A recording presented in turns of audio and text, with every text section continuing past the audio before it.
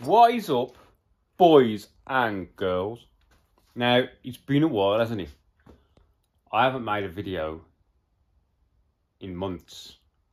The last ones you were watching were previous videos, but I was in Greece, in Rhodes, so I was just uploading old stuff I had knocking around.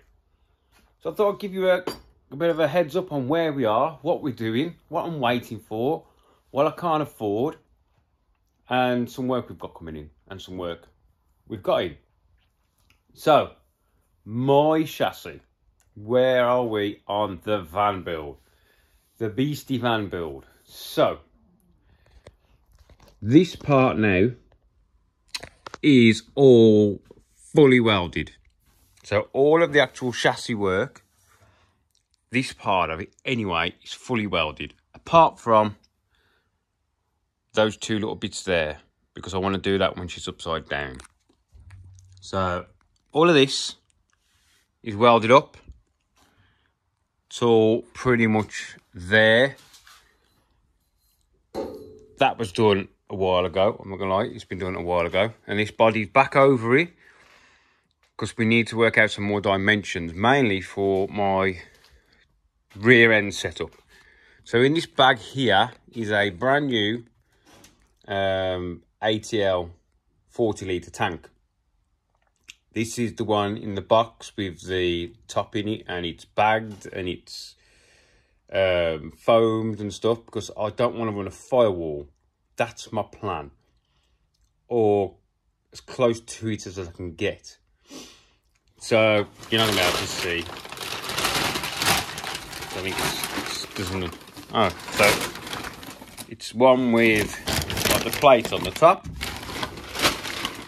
Yeah, that there. Well, that thing there is actually going to come off. And what's going to go in there is a radium setup, where it's got the built-in pumps. So there'll be 3 pumps in the tank. Also, a built-in surge pot is going to be in the tank. To minimise the car, what I want to do is get the car to as minimum as possible. So in that radium setup, there's going to be a lift pump and 2 high pressure pumps. Now, the high pressure pumps will probably only have to use one, and the second will be a backup. Or the second will be controlled by the ECU if needed, power-wise delivery, or whatever I get told I need to do, basically. So at the minute, that is just sitting there. 40 litres is the biggest I could get in with the dimensions of tanks available. It's like I looked at the radium tanks, but the radium tanks are wider. No, that's the width. No, I'd say that's the length. They're deeper that way anyway. Well, I don't want to go past this if I can get away with it. It's not quite up against the back of the minute. So this tank is like close to this. I don't want to be any further that way in case this car goes backwards into something. I want that inside the bodywork all the time, because my friend had an accident in his a few years back, and his fuel tank exploded, and I want this thing protected. Okay, so that's going there. Radium things going in there. I'm then having a fuel system here, a dry brake setup to run straight in the tank. Because otherwise, to fuel this thing up, the back of the van's freaking here. So it's going to have a dry brake system. And I want a dry brake system because I need to be able to get as much fuel in as I can. That's only 40 litres. And as I'm not having a secondary surge tank, say a couple of litres, 40 litres is all I've got. So what you can do is with a dry brake system, it self-vents. What we do in the BMs and the M3s, we chug one chug in, take it off, chug a next chug, and when it stops coming up the clear, it's full all the way to the top. Pull off, dry brake, done. So I can get more literage in the hose, if you get me. So yeah, that's that. That's what's happening there. But I am having a friend of mine, a new friend of mine. I've known of him for a few years. New friend of mine. He's hooked me up with some really nice parts. I've been down to his. He ran Special K this year, the K series. space frame. His name's Pete. And I've been down here and looked at his rear diffuser. And he's making me one of his. Bloke's amazing. Really nice chap. We went for lunch and everything. It was like a date. It was wicked. So that fuel system at the minute has gone no further until I make a cardboard template of his diffuser. To make sure I can get it in. Then I can give him an actual length. And then we're going to plod on with that. And once I've got the diffuser, we will then make the frame for the tank. Because this geezer's like some mad scientist. He works in aerospace and rocket engines and all that. So downforce and all that stuff, it's really good. So I need to keep the shape of that diffuser because it gives some like 600 kgs worth of downforce at 0.5 psi or so. Something, it's wicked and I want it. So he's helping me out with that. And mate, it's amazing. Chap is spot on and he's helping me out. So, yes, that's what I'm waiting for on the back. Diffuser. Then I can make the frame. Then we've got to make all the trellis work to go around here to hold the back of the car. Then we've got to come up with some sort of spoiler. I'm looking at what do we run on the M3s? Like a Jeff something or other. A wing, so I can get a blade. And, yeah, we're going to work all that shit out anyway. So, what else have we got? That's a front-mounted rad off Pete that I'm going to try in this. Once we get, well, chat about that in a minute. In that box is air jacks. I've actually brought an air jack system for it. So let me just open it up and I'll show you. In here, these are Goodrich air jacks. I've got 4 150mm air jacks, which are quite a nice bit of kit, I'm not going to lie. I've got the valve that goes in the window, that goes up and down, and I've got the lance in here. So these are the air jacks that are going to go on the car. I'm only going to use 3. I'm still undecided on where I'm going to put them, whether I'm going to build them into this part or into this part. I don't know yet. But they're going in because they're really light, aluminium bodied, really good. And they came to me the right price. So that's about that situation. In here, more parts of Pete.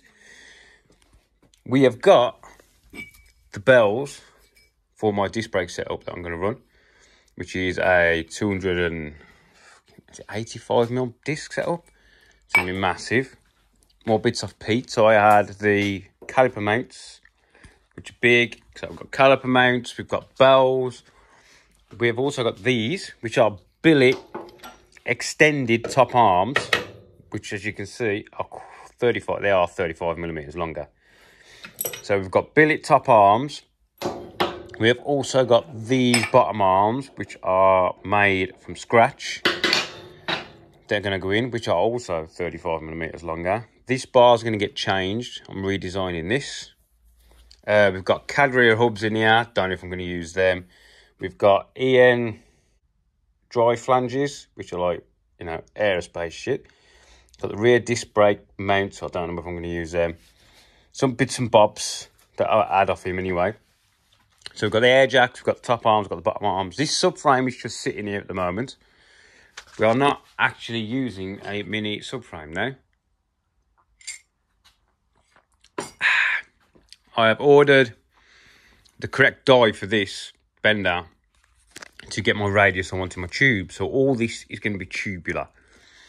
I was just putting the engine roughly in the place in the subframe that is in the booster, so I can see whereabouts we are. Now, as you can see, that is quite high, but I'll be running the RLM 50-degree throttle bodies, which come level off the back of the engine.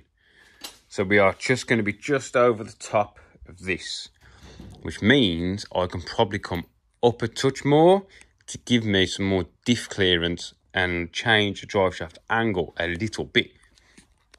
So all this is going to be tubular. Ben from Bag Sports is going to put the turbo on the side for me. I'm hoping that front-mounted radiator will fit under here. It's like Lee Jones used to run a front-mounted radiator under the bottom. I'm hoping I can nick that idea and use that radiator under here. So yeah, and then the exhaust, Les from Custom Minis is bringing me a front end down and a rear arch. And I'm going to try and snake the exhaust down and run it on the outside of the car. Now, I didn't know this was a thing until my friend runs like an old Austin A30 with a big V8 in it. And his pipes run down the outside. As long as they don't come past the bodywork, it's good. So then we spoke to Les about doing me a half door on this side. So the door is going to be less. Yeah?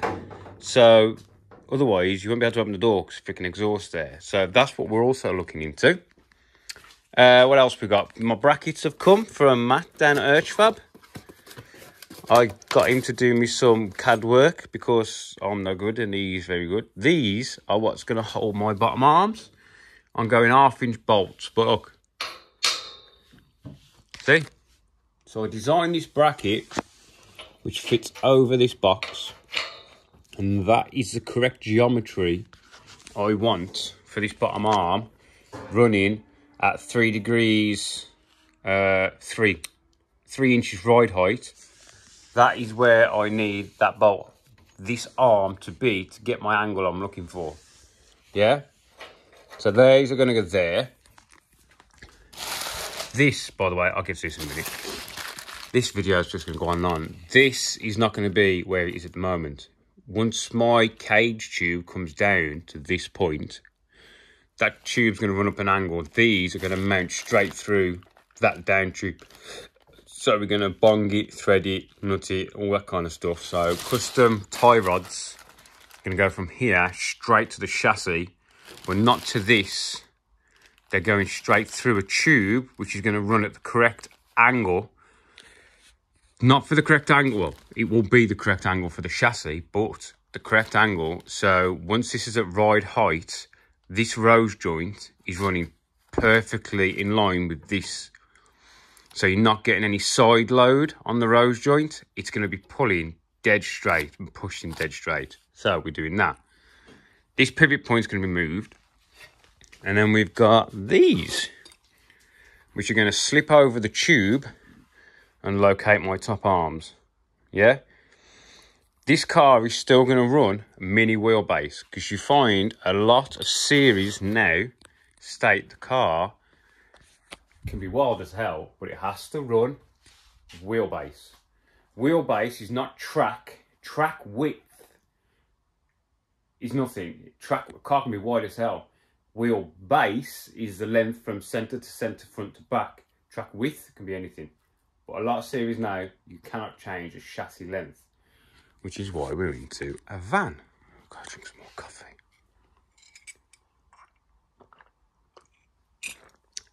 So, what have you seen? We've got big brakes. We're having big 6-pots on this, which again is only down to Pete hooking me up with some bits. So, all right, we've got brakes. All this is going, tube at the front end, different steering racks, knocking me off a Mini.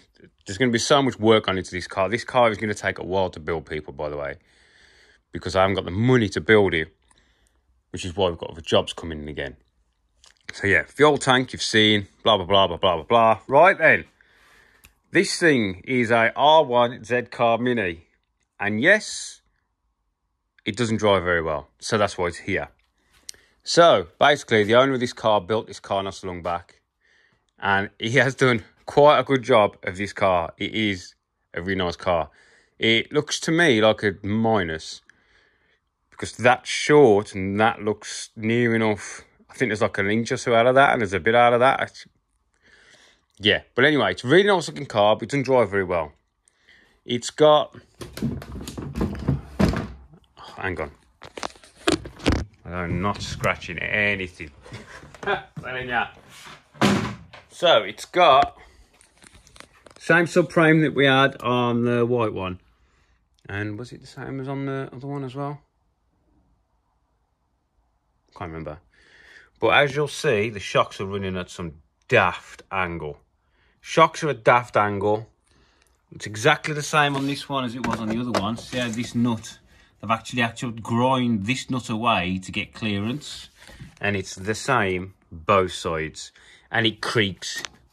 Don't know whether you're going to be able to...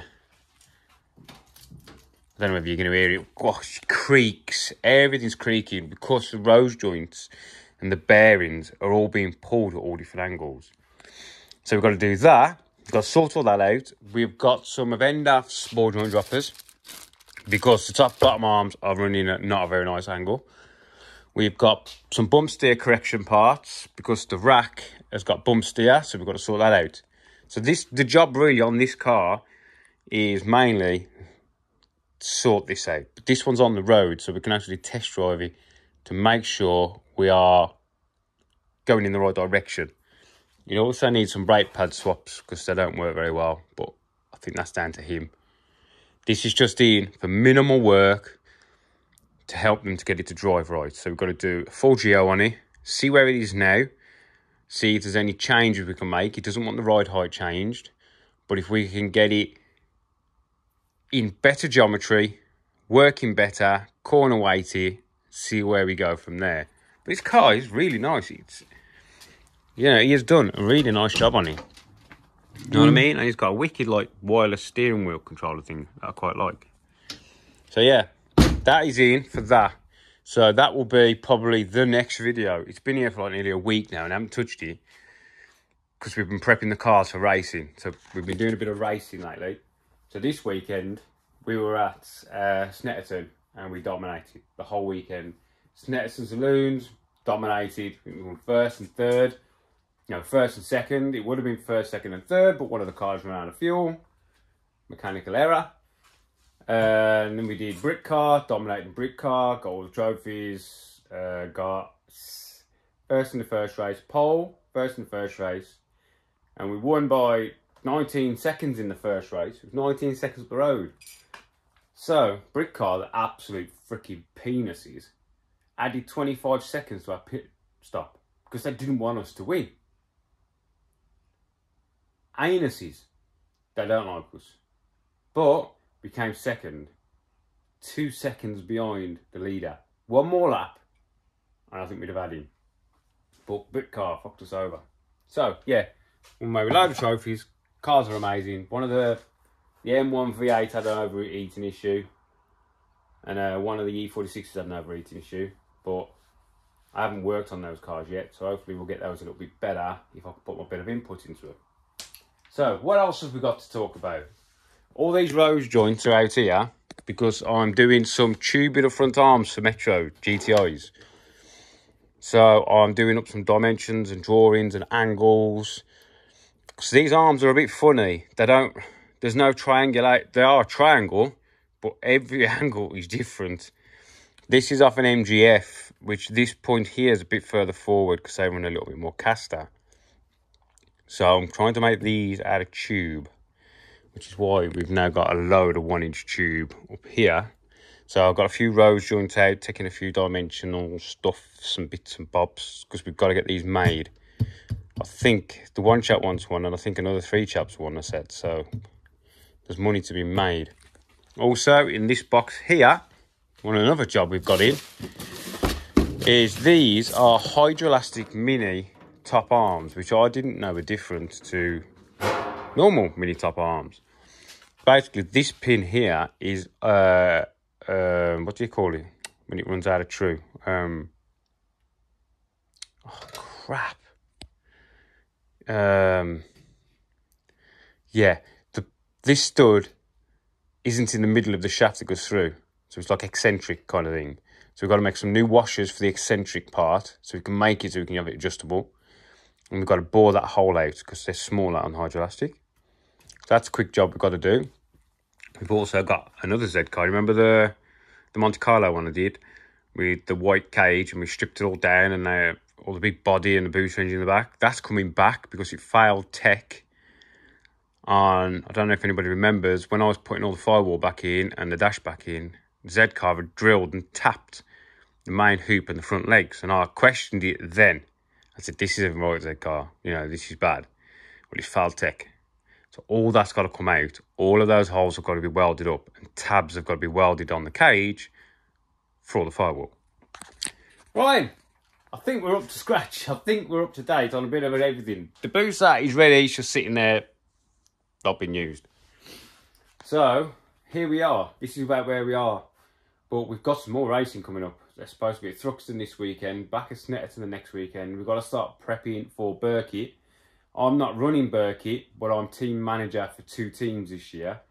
So I've got loads of research and stuff to do on what we can do, what we can't do, stuff like that, and how we're going to run the teams, as in pit stop strategies, time on track, time over track, which is how fast we need to go to keep us at the top, basically. Because with the Burkitt race, it's not about flat out. It's about running your handicap. You've got to work out your handicap first of all. Right then, so that is where I'm going to leave you. This week, we've got to get this blue cars on. I've got to get mine out the way because we've got cars coming in, we've got work coming in, and it's all to pay for this, the van. Right, thanks for watching. Bored the crap out of you. This video is probably a little bit longer than it. And I've trimmed my beard. I had a bit of a brain fart, so when I have a brain fart for some reason I don't want to change, so I just shaved my beard off. Right then, thanks for watching, and I'll catch you in the next one, and we'll be doing some dead car work. See you later, people.